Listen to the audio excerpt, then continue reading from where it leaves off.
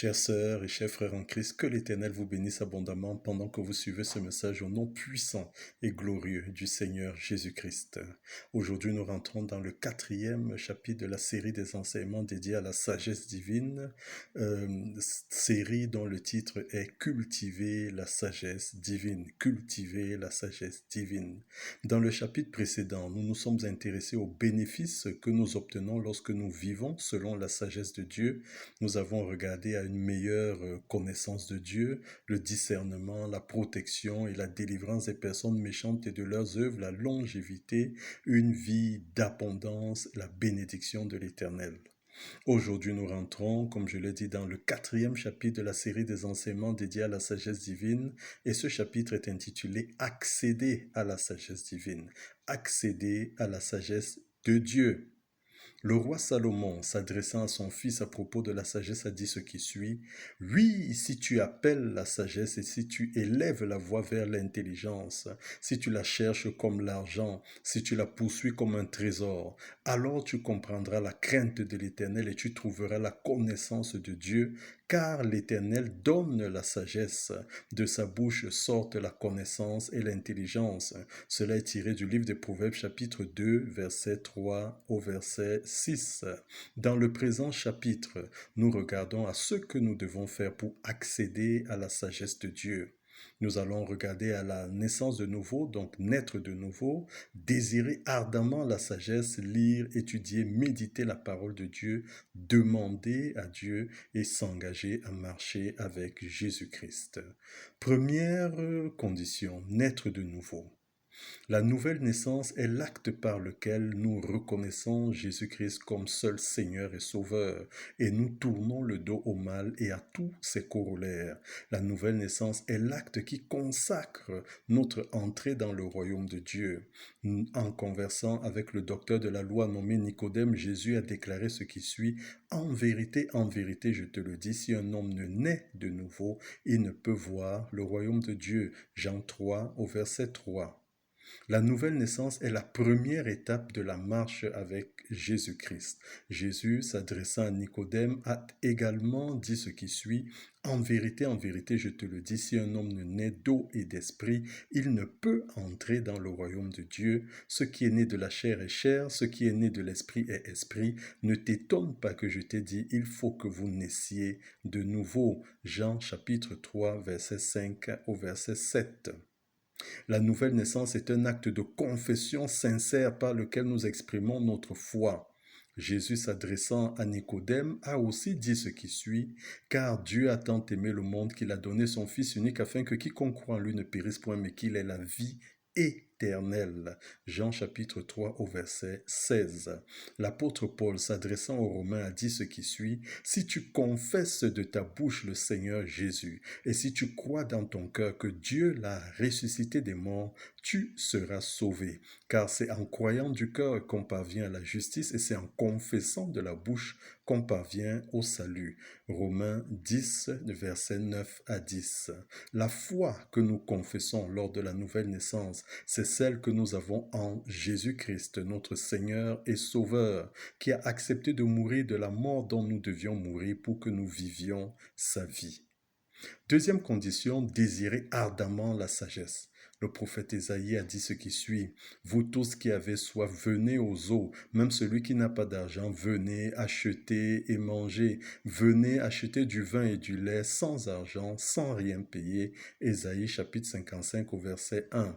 Les Écritures nous apprennent que le désir ardent est une clé importante pour recevoir quelque chose dans le monde spirituel. Ce que nous ne désirons pas ardemment, nous ne pouvons pas le recevoir. Ainsi, si nous souhaitons recevoir la sagesse de Dieu, nous devons la désirer ardemment. Jésus, s'adressant à la foule sur la montagne des béatitudes, a dit ce qui suit. « Heureux ceux qui ont faim et soif de la justice, car ils seront rassasiés. » Matthieu chapitre 5 au verset 6. Troisième condition, lire, étudier, méditer la parole de Dieu. en s'adressant à Josué, qui venait de prendre la tête de son peuple avec comme première mission de lui faire traverser le Jourdain, l'Éternel lui a dit ce qui suit, que ce livre de la loi ne s'éloigne point de ta bouche, médite le jour et nuit pour agir fidèlement selon tout ce qui y est écrit, car c'est alors que tu auras du succès dans tes entreprises, c'est alors que tu réussiras. Josué chapitre 1 au verset 8. La parole de Dieu est le recueil de la sagesse de l'Éternel. Lire, étudier et méditer la parole de Dieu pour la mettre en pratique dans notre vie est la meilleure façon de la connaître, de l'assimiler, de la voir en nous. Rappelons-nous que la parole de Dieu a la capacité de nous transformer, de nous assagir, selon le psaume 19 au verset 8, et ce qui contribue évidemment à notre salut. À ce propos, l'apôtre Jacques a dit ce qui suit, recevez avec douceur la parole qui a été plantée en vous et qui peut sauver vos âmes. Jacques 1 au verset 21. Souvenons-nous également de la parabole du semeur. Luc chapitre 8 verset 4 au verset 18. Quatrième élément, demandez à Dieu. Les Écritures nous apprennent que Dieu est celui qui donne la sagesse. À ce propos, le roi Salomon s'adressant à son fils a dit ce qui suit, car l'Éternel donne la sagesse, de sa bouche sortent la connaissance et l'intelligence. Proverbe chapitre 2 au verset 6.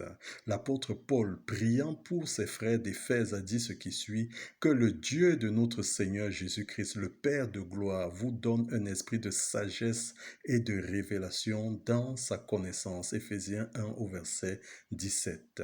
Et les Écritures nous présentent plusieurs cas où l'Éternel a accordé de la sagesse à des hommes.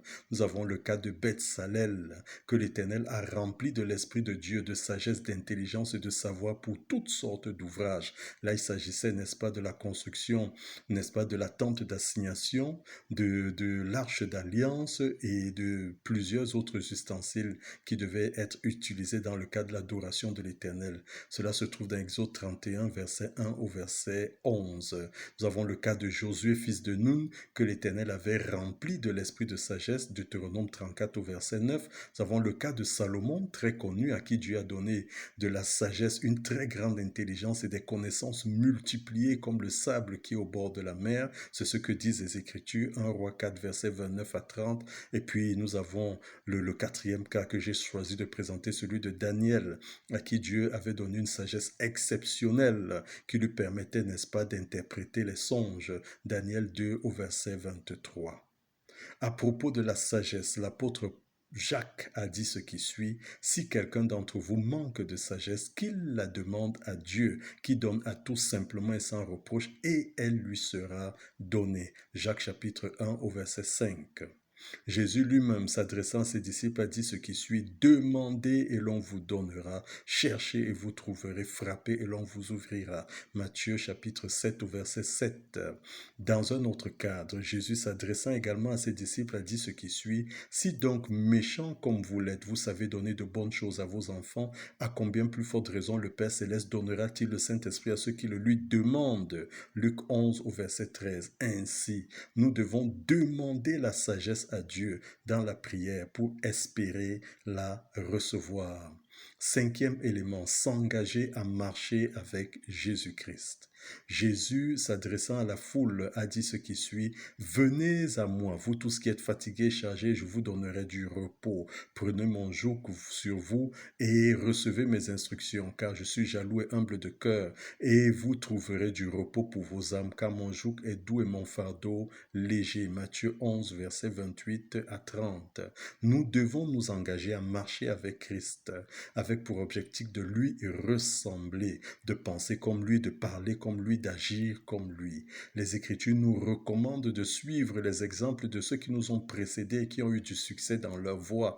Et Jésus-Christ est l'homme qui a le mieux manifesté la sagesse de Dieu. C'est donc l'exemple à suivre dans ce domaine. L'apôtre Paul, s'adressant aux Corinthiens, a dit ce qui suit, « Soyez mes imitateurs comme je le suis moi-même de Christ. » 1 Corinthiens 11 au verset 1. L'apôtre Jean, quant à lui, parlant de Jésus, a dit ce qui suit, « Celui qui dit qu'il demeure en lui doit marcher aussi comme il a marché lui-même. » 1 Jean 2 au verset 6. Avant de poser le moindre acte, nous devrions nous poser la question de savoir ce que Jésus-Christ ferait dans cette situation avant et agir ainsi de la sorte. Ça, c'est la sagesse. Rappelons-nous que Dieu est amour. 1 Jean 4 verset 8. À l'un de ses disciples qu'il avait interrogé sur le plus grand commandement, Jésus a répondu ce qui suit. Tu aimeras le Seigneur ton Dieu de tout ton cœur, de toute ton âme et de toute ta pensée. C'est le premier et le plus grand commandement et voici le second qui lui est semblable. Tu aimeras ton prochain comme toi-même. De ces deux commandements dépendent toute la loi et les prophètes. Matthieu 22, 37 à 40. En s'adressant à ses disciples, Jésus a dit également ce qui suit. Je vous donne un commandement nouveau. Aimez-vous les uns les autres comme je vous ai aimé. Comme je vous ai aimé, vous aussi aimez-vous les uns les autres. Jean 13 au verset 34. Si tu aimes ton prochain, tu ne le voleras point. Si tu aimes ton prochain, tu n'abuseras pas de lui. Si tu aimes ton prochain, tu seras intègre. Si tu aimes ton prochain, tu auras compassion de lui. Si tu aimes ton prochain, tu donneras. En fait, Jésus nous appelle à être ses imitateurs. Que l'Éternel nous accorde la sagesse d'en haut, nous rendant ainsi capables de réaliser tous les projets de paix qu'il a formés sur nous, au nom puissant et glorieux du Seigneur Jésus-Christ. Excellente journée.